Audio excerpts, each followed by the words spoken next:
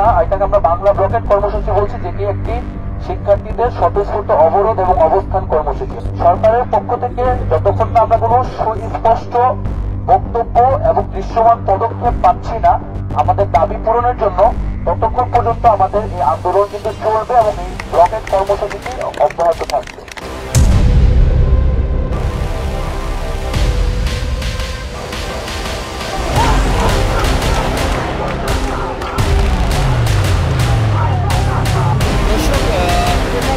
দাবিতে এই মুহূর্তে শাহবাগ অবরোধ করেছে শিক্ষার্থীরা।